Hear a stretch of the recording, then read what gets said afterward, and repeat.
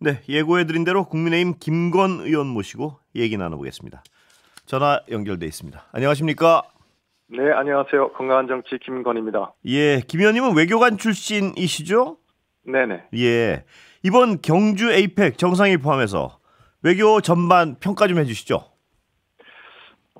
외교 전반이라 그러면 일단 7월 말 관세 협상이 예, 생각나는데 그때 이제 너무 많은 문제를 보여가지고요. 예, 그래서 저희가 이제 이 김칫국 외교다, 예, 자중질환 외교다, 예, 뭐 마이너스 외교다, 소원공 외교다 이렇게 한 네 가지로 분류를 해서 이렇게 비판을 하지 않았습니까? 예, 그래서 이런 우리 당의 비판하고 거기에 따라서 이제 국민적인 비판도 따라와서 예, 이번 에이펙에서는 보다 좀 신중하게 접근한 것 같습니다. 예, 그래서 에이펙 정상회 같은 경우는 경주 시민들의 적극적인 협력도 있고, 예, 그다음에 우리 외교부 준비도 잘 하고 해서 예, 참 잘 마무리가 된 것 같은데, 예, 근데 이번에 이제 에이펙 정상회담만 하는 게 아니라 예. 에이펙 정상회담과 맞먹는 큰 두 그 외교 이벤트가 있었거든요. 예. 하나가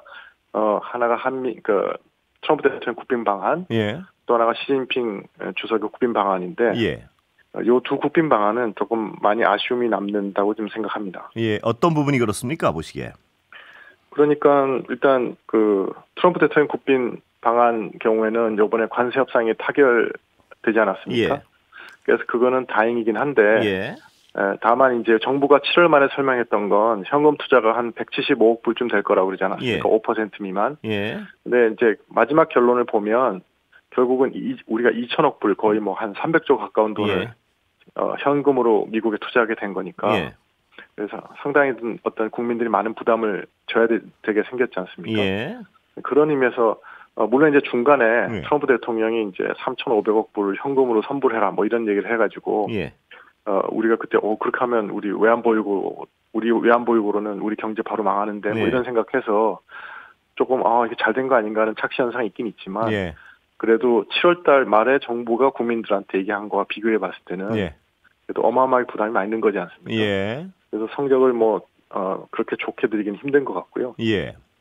그다음에 이제 예, 뭐 한중 그 정상회담 같은 경우는 결국은 10년에 한 번 있는 행사거든요. 예. 그 중국의 그 국가주석이 방한한다는 게. 예, 그때마다 이제 이 한중 관계에서 큰 획을 이루는 그런 성과들이 있었는데 예, 이번에는 뭐 딱히 뭐 한한령 해제라든가 뭐 서해 구조물 문제라든가 아니면 뭐 하나오션 같은 우리 기업에 대한 제재라든가 예. 특별하게 어떤 성과가 보이지 않아서 그런 부분은 조금 아쉽다는 생각이 듭니다. 예. 그 한미 관세 협상에서 안전판 마련했다. 이 부분은 어떻게 보십니까? 안전판 마련한 거를 아직 못 봤기 때문에 예. 그 MOU를 합의했다고 하는데 예, MOU를 제가 아직 못 봤거든요. 예. 그러니까 이제 예, 그래서 악마는 디테일이 있는 거니까 안전판을 마련한 건지 안 한 건지를 그 MOU를 제가 보면서 이렇게 판단을 할 수 있는데 예, 아직은 제가 모르겠습니다. 그렇게 한 예. 건지. 그거는 다음에 보신 뒤에 다시 한번 좀 여쭤보겠습니다. 네네. 관세 MOU는 국회 비준 대상이 아니다. 이렇게 정부는 네. 설명하는데 어떻게 보십니까? 저는 좀 받아들이기가 힘든 게 예, 제가 분명히 그 국회 본회의 때 질문을 했거든요. 예, 조현 장관께 예. 이번에 이제 이 타결을 하고 나면 국회 비준 동의를 받으시겠습니까? 예, 하니까 이거는 국가의 그 큰 재정적 부담을 지우는 거기 때문에 뭐 국회 동의를 받겠다 이렇게 대답을 하셨거든요. 예, 그다음에 김민석 국무총리도 그 비슷한 말씀을 하셨고, 예, 근데 갑자기 타결이 되고 나서 비준 대상이 아니라고 그러니까 예. 저희도 왜 그러시지? 하고 좀 이해가 안 가고, 그다음에 그래서 지금 법적 그 구속력이 없어서 그렇다 뭐 이렇게 얘기를 하시는데 예. 하여튼 뭐 헌법 60조에 이제 국회 그 중대한 재정적 부담을 지우든지 아니면 헌법 58조에 국가의 부담을 주는 계약이 됐든지 하여튼 어떤 거가 됐든지 간에 국회 동의는 꼭 받아야 된다고 저는 생각합니다. 예. 그리고요, 이 트럼프 대통령을 그 SNS에다가 의원님께서요, 부동산 네. 개발업자의 세계관 이렇게 분석을 하셨는데, 네네. 이 트럼프 대통령의 협상술이랄까요, 비즈니스 계산법 이번 관세 협상 과정에서 똑같이 적용됐다 이렇게 판단하십니까? 그런 측면이 좀 있다고 봅니다. 예. 왜냐하면 이제 그 트럼프 대통령이 동맹국을 상대를 하는 걸 제가 이해하려고 엄청 노력을 했거든요. 예.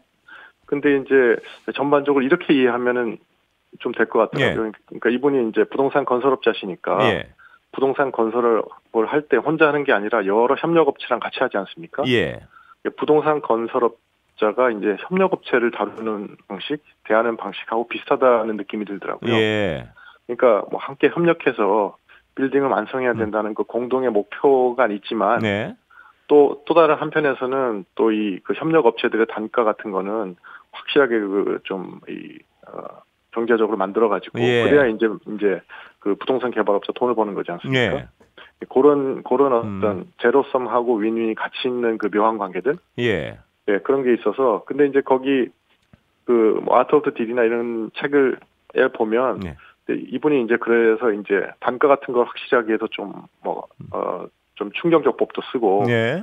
뭐 이런 거 많이 하시지만 거기도 분명히 써 있습니다. 이게 협력업체들이 그런데 결국은 적정 이윤이 보장돼야 되고 예. 너무 심하게 다루면 더 이상은 같이 비즈니스를 안 하려고 들 테니까 예. 그런 수준까지는 하면 안 된다 이렇게 써 있거든요. 예. 그러니까 결국은 합리적 어떤 거래에 접근할 것이다. 뭐 이런 말씀이신가요? 아니, 그렇게 만들게, 예. 이제 그런 방식으로 설득을 해야 된다는 거죠. 그래서 예. 그 트럼프 대통령이 제일 안 좋아하는 말이 윈윈이라는 말이라고 예. 그러지 않습니까? 왜냐하면, 그럼 내가 협상을 좀 터프하게 하지 못했구나, 이런 뜻으로 받아들인다 그러니까. 예. 그러니까 윈윈이 아니라 내가 더 이겨야 된다 이거죠, 무조건? 트럼프 그렇죠. 대통령. 예. 예. 그런데. 그러니까 이제 그런 걸 설득하려고 그러면. 예. 그러면은 이게, 이런 식으로 밀어붙이면 우리가 비즈니스를 지속할 수 있는 적정 수익은 보장해 줘야 되는 거다. 예. 이게 우리 그 대한민국이 동맹으로서 예. 미국에게는 아주 이 황금알을 낳는 거위처럼 소중한 존재인데 예. 그 배를 갈라서 해야 되느냐 뭐 이런 식으로 설득하는 게 좀 더 효과적이겠다 이런 생각이 듭니다. 그런데요, 그 어떤 부동산 개발업자의 세계한 측면에서 그렇다면 네. 중국이나 다른 데를 대하는데 오히려 동맹보다 더 어떻게 보면 더 부드럽단 말입니다. 그건 어떻게 해석해야 됩니까? 뭐 부드럽다고 볼 수는 없죠. 관세율로 보면은 뭐 그러니까 동맹국의 한 관세율에 비해서 대중 관세는 훨씬 높지 않습니까? 예. 예, 뭐 그러니까 뭐 부드럽다고 볼 수는 없지만 지금 이제 이 트럼프 1기 때는 중국이 사실은 미국의 요구를 거의 일방적으로 수용하는 그런 자세를 취했다가 트럼프 2기 때는 뭐 히토르라든가 뭐 여러 가지 그 레버리지를 만들어서 그러니까 미국하고 협상해서 버티는 형국이 되는 거니까 약간 그렇게 보이는 측면이 있는 것 같습니다. 예. 그러나 어떤 이 부동산 개발업자로서의 접근은 동맹이나 어떤 약간 적대 국가나 다 똑같다 이렇게 해석하시는 건가요? 아닙니다. 그렇지 않죠. 예. 그러니까 적대 국가는 경쟁 관계에 있는 업체 정도로 보는 것 같고요. 예. 그다음에 이제 이 동맹국들이라는 거는 같이 협력해서 가는 협력 업체들하고 부동산 개발 회사의 관계니까 그런 차원이 다른 문제라고 봐야 될 것 같습니다. 예. 자, 팩트 시트 발표 지연되고 있는데요. 좀 뭐 우려스러우십니까? 어떻습니까? 정부의 설명은 문구 조율 중 이건데요. 뭐 정부가 설명하는 거는 뭐 미국 관계부처 간에 좀 이견이 있어서 이게 그렇게 되고 있다 뭐 얘기하는데 하여튼 이런 문제는 끝이 나 봐야 끝나는 걸 아는 거지 않습니까? 그래서 지금 우리가 뭐 그냥 내깔겨 두는 게 아니고 좀 한미 간에 소통을 긴밀히 해가지고 이게 좀 빨리 확정될 수 있도록 그렇게 노력해 가야 되지 않을까 싶습니다. 예. 이 핵추진 잠수함 문제는 매끄럽게 굴러갈까요? 어떻습니까? 보시기에. 핵추진 잠수함 문제는 앞으로 뭐 한 10년 이상 걸릴 문제지 않습니까? 그 사이에 또 많은 도전하고 난관, 시련 이런 게 있을 겁니다. 근데 이제 그거를 우리가 어떻게든 다 돌파해 나가야지. 결국은 우리 안보에 꼭 필요한 거거든요. 그 핵추진 잠수함이라는 거는. 지금 북한이 핵추진 잠수함을 개발하고 있지 않습니까? 그것도 이제 러시아가 도와줄 가능성도 있고. 그런 상황에서 핵추진 잠수함을 우리가 억제할 수 있는 방법은 핵추진 잠수함밖에 없거든요. 그래서 우리가 핵추진 잠수함을 꼭 보유해야 된다는 거는 사실은 다 설득을 할 수 있다고 저는 생각합니다. 그렇지만 이제 여러 가지 어떤 제약 요소가 있겠죠. 이미 벌써 제가 봤을 때는 그렇게 한미 정상회담에서 공개적으로 언급하지 않은 게 나았는데 비공개해서 협의를 하는 게 훨씬 더 낫다고 저는 생각하거든요. 공개적으로 언급하는 바람에 이제 트럼프 대통령도 공개적으로 답을 하지 않았습니까? 필리 조선소에서 해라 이렇게. 그래서 그게 하나의 큰 난관이 되지 않았습니까? 우리가 추진하는데 이것도 이제 저희가 극복해 나가야죠. 그래서 처음에 이제 약간 단추는 잘못 채워졌는데 그렇지만 지금이라도 이렇게 하나씩 풀어서 결국은 꼭 우리가 핵 잠수함을 확보할 수 있도록 가야 된다 생각합니다. 향후 김 의원님 생각하시기에 가장 난관이랄까요? 예상되는 가장 어려운 부분은 어느 부분이 될 것으로 예상하십니까? 그러니까 이제 이번에 이제 이미 그 중국도 예. 그 뭐 핵 비확산 의무를 지켜라 하고 한미에 촉구하고 뭐 이러지 않았습니까? 예. 오커스를 예를 보면 호주가 이제 핵 추진 잠수함을 추진하는 거에 대해서도 양자적이고 다자적인 무대에서 중국이 많이 이제 방해 공작을 했거든요. 예. 그것도 있을 거고 또 기본적으로 지금 필리 조선소에서 지으라는 것부터 시작해서 예. 어떤 미국 내에 또 어떤 비확산 우려에 따른 그런 미국 국내적 분위기, 뭐 연료 공급 같은 경우는 미 의회도 협조를 해줘야 되는데 네. 뭐 그런 걸 또 얻어내는 그 미국 의회 승인을 얻어야 되는 문제, 이런 문제들이 다 우리한테는 큰 과제를 대두할 겁니다. 예. 그런 것들을 갖다가 절대 포기하지 말고 끝까지 이겨나가야 된다고 생각합니다. 트럼프 대통령의 경우에 일기에는 그 관료들의 저항으로 하고 싶은 일들을 많이 제동이 걸렸었는데 지금은 상황이 완전히 달라졌습니까? 어떻습니까? 보시기에. 지금은 이제 그때보다는 훨씬 네. 이제 본인 페이스대로 본인이 하고 싶은 거를 많이 하는 상황이죠. 예. 많이 하는 상황이지만 그렇다고 해서 뭐 이 세상 일이 자기 마음대로 되는 건 아니니까요. 예. 우크라이나 전쟁도 뭐 24시간 안에 끝내겠다고 했지만 예. 아직까지 하고 있지 않습니까? 예. 그래서 결국은 어떤 객관적인 상황하고 그걸 냉정하게 분석해서 우리가 트럼프 대통령하고 얘기를 해 나가면 우리의 국익을 지켜가면서 한미 동맹을 계속 강화해 갈 수 있다고 저는 생각하고 있습니다. 예. 북미 대화 가능성은 어떻게 보십니까? 지금 뭐 여러 가지 분석들이 나오는데요. 예. 북미 대화, 근데 저는 예.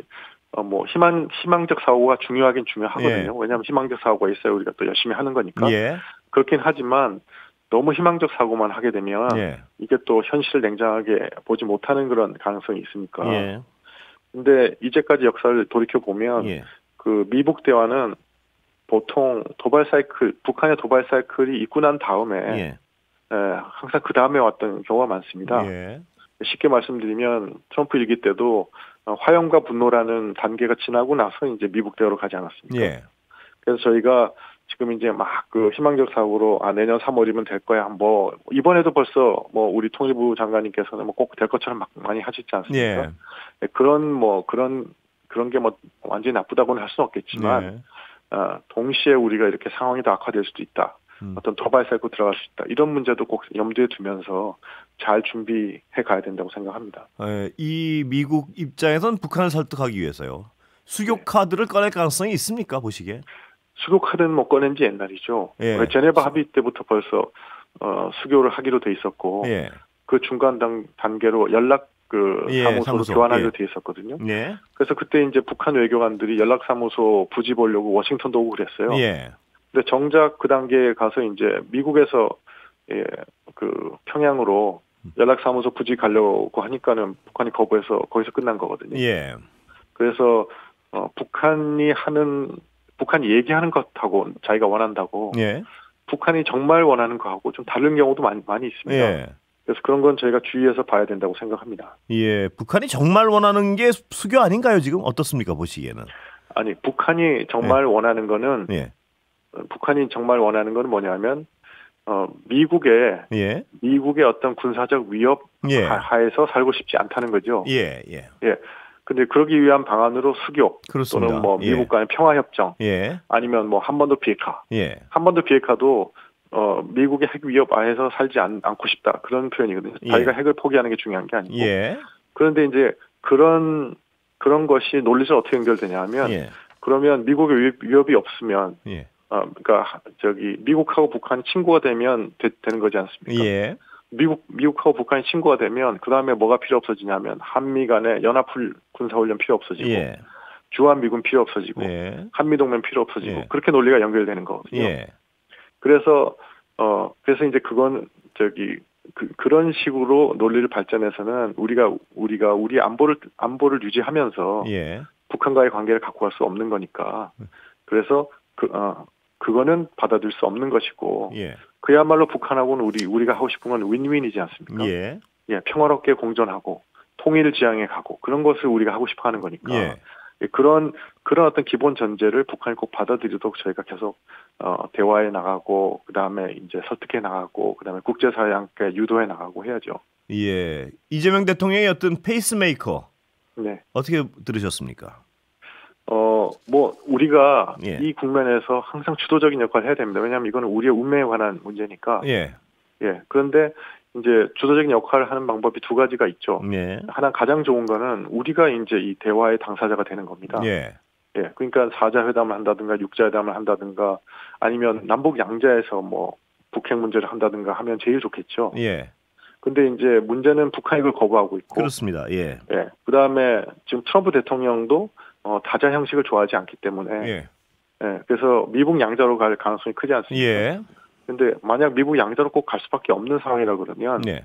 미국이 나가서 한국의 입장을 그대로 대변할 수 있게 만들어야죠. 예. 그러니까 한미가 동일한 입장을 갖고 북한하고 협상하도록 만들어야 되는데 예.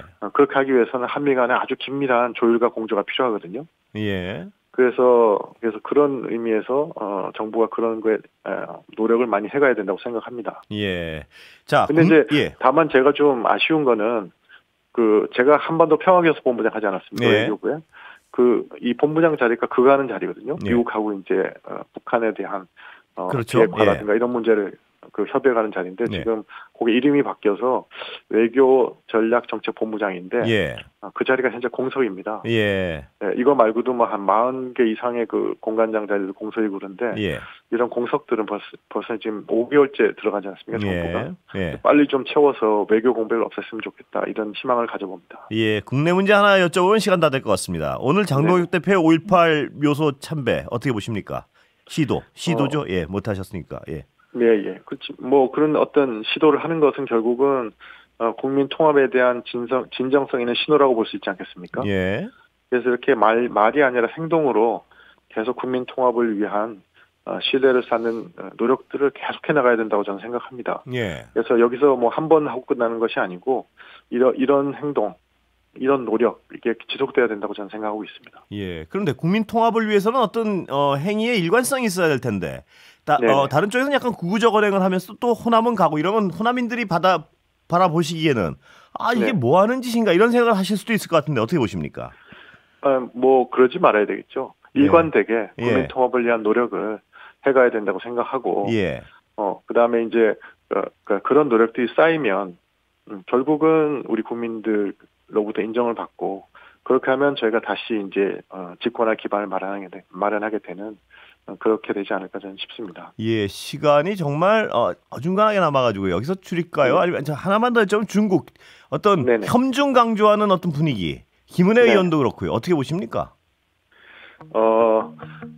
제가 생각할 때 기본적으로 예. 뭐 반중 감정, 반미 예. 감정, 반일 감정 이런 거를 갖다가 국내 정치에 예. 활용하면 안 된다고 생각합니다. 예. 다만 이제 우리 당에서 나오는 많은 얘기들은 예. 지금 이제 외국인에 대한 대우가 예. 지금 시간이 과도해서 예. 좀 역차별을 받는 우리 국민들이 그런 부분이 있어서 예. 그걸 고치겠다는 거니까 예. 그런 측면에서 봐주시면 될 것 같습니다. 여기까지 듣겠습니다. 감사합니다. 네, 고맙습니다. 국민의힘 김건희 의원이었습니다.